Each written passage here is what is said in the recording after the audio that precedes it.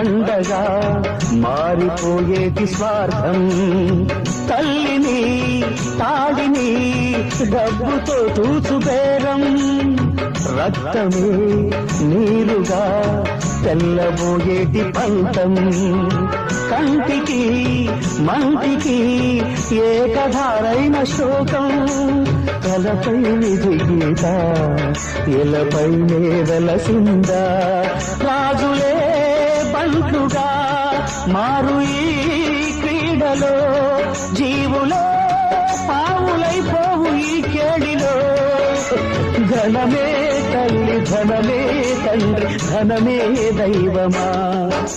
సంసారం ఒక చదరంగం.